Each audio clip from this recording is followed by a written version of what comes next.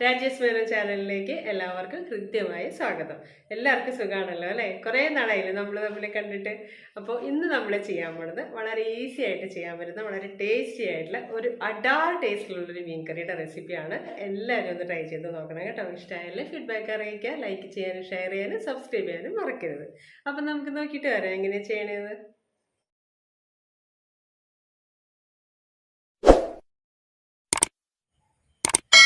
കറി ഉണ്ടാക്കാൻ വേണ്ടിയിട്ട് നമ്മളൊരു ഉരുളി വെച്ച് കൊടുത്തിട്ടുണ്ട്. ഒരു 3 ടേബിൾ സ്പൂൺ വെളിച്ചെണ്ണയാണ് വെച്ച് കൊടുക്കുന്നത്. അപ്പോൾ ഇതാ വെളിച്ചെണ്ണ നന്നായിട്ട് ചൂടായി വന്നിട്ടുണ്ട്. ഇതിലേക്ക് നമുക്ക് ഒരു 1/4 ടീസ്പൂൺ ഉലുവ ചേർത്ത് കൊടുക്കാം. 1 ടേബിൾ സ്പൂൺ ഇഞ്ചി അരിഞ്ഞത്, ഒരു 3-4 അല്ലി വെളുത്തുള്ളി, ഒരു 3-4 പച്ചമുളക് ഇതേപോലെ കട്ട് ചെയ്യുന്നത്.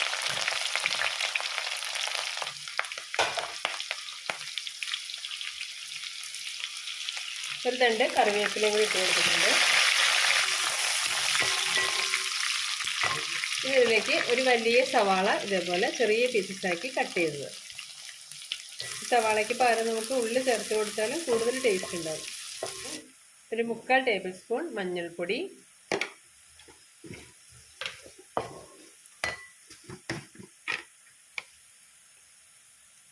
ഒരു ടേബിൾ സ്പൂൺ നിറയെ നല്ല മുളക് പൊടി, നല്ല എരിവുള്ള മുളക് പൊടി. ഇനി ഒരു 2 ടേബിൾ സ്പൂൺ നിറയെ കശ്മീരി മുളക് പൊടി. ഇതേപോലെ നല്ലോണം നിറച്ചാണ് കേട്ടോ ഞാനിടണേ.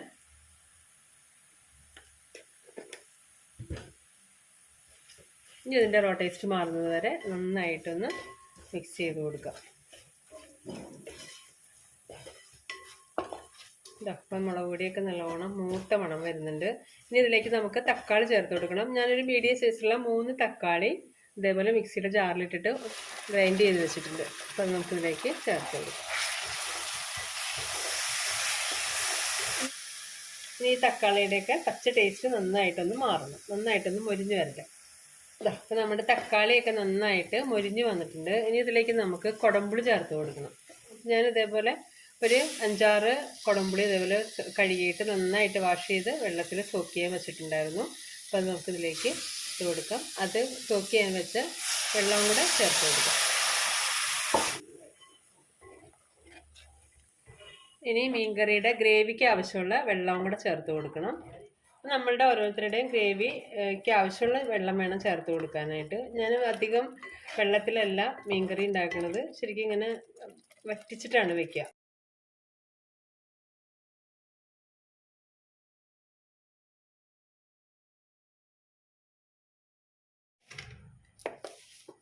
മീൻകറിക്ക് ആവശ്യമുള്ള ഉപ്പും കൂടെ ചേർത്ത് കൊടുക്കാം. അപ്പോൾ ഇതാ ഗ്രേവി നന്നായിട്ട് തിളച്ച് വന്നിട്ടുണ്ട്. ഇതിലേക്ക് നമുക്ക് മീൻ കഷ്ണങ്ങൾ ഇട്ട് കൊടുക്കാം. ഇവിടെ ഞാൻ 1 കിലോ കേരയാണ് എടുത്തിരിക്കുന്നത്. നന്നായിട്ട് വാഷ് ചെയ്ത് വെച്ചിരിക്കുന്നതാണ്. ഇത് നമുക്കിതിലേക്ക് ചേർത്ത് കൊടുക്കാം.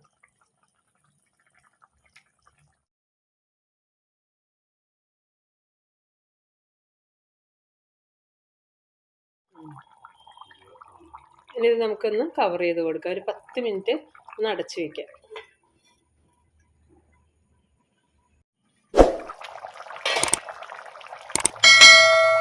ഇടയ്ക്ക് ഇതേപോലെ പാത്രം ഒന്ന് ചുറ്റിച്ച് കൊടുക്കാനായിട്ട് മറക്കരുത്. ഇതേപോലെ ഒന്ന് ചുറ്റിച്ച് കൊടുത്താൽ മതി.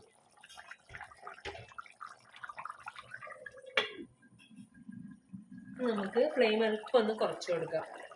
ഒരു 5 മിനിറ്റ് ഫ്ലെയിം കുറച്ച് വെച്ചിട്ട് ഒന്ന് വറ്റിച്ചെടുക്കാം.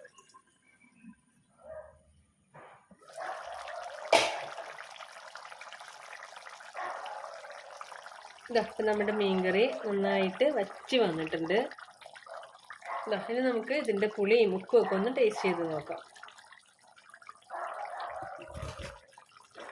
പുളിയുണ്ട്, എരിവുണ്ട്, ഒരിത്തിരി ഉപ്പിൻ്റെ കുറവുണ്ട്. നമുക്ക് കുറച്ച് ഉപ്പും കൂടെ ചേർത്ത് കൊടുത്തിട്ട് പതുക്കെ ഇങ്ങനെ ഒന്ന് ചുറ്റിച്ചു കൊടുക്കാം. ഇവിടെ ടേസ്റ്റി ആയിട്ടുള്ള മീൻകറി റെഡി ആയിട്ടുണ്ട്. ഇനി ഇതിലേക്ക് നമ്മൾ കുറച്ച് ഫ്രഷ് കറിവേപ്പില ഇട്ട് കൊടുക്കാം. കുറച്ച് വെളിച്ചെണ്ണയും കൂടെ ചേർത്ത് കൊടുക്കാം. പച്ച വെളിച്ചെണ്ണ. നമുക്ക് ഫ്ലെയിം ഓഫ് ചെയ്ത് കൊടുക്കാം. ഒന്നുകൂടെ ഇങ്ങനെ ഒന്ന് ചുറ്റിച്ചു കൊടുക്കാം. എന്തൊരു ടേസ്റ്റാണെന്നറിയാം ഈ മീൻ കറിക്ക്. അപ്പോൾ എല്ലാവർക്കും ഇഷ്ടമായെന്ന് വിചാരിക്കണം. അപ്പോൾ ഇതേപോലെ എല്ലാവരും ഒന്ന് ഉണ്ടാക്കി നോക്കണം കേട്ടോ. ഇത്രയേ ഉള്ളൂ നമ്മുടെ മീൻകറി. ഇത് നമ്മുടെ കപ്പയുടെ കൂടെയൊക്കെ അടിപൊളി കോമ്പിനേഷനാണ്. ചോറിൻ്റെ കൂടെയും കപ്പയുടെ കൂടെയൊക്കെ ബെസ്റ്റ് കോമ്പിനേഷനാണ്. അപ്പോൾ എല്ലാവരും ഒന്ന് ട്രൈ ചെയ്ത് നോക്കണം കേട്ടോ. അപ്പോൾ അടുത്ത റെസിപ്പി ആയിട്ട് കാണാം.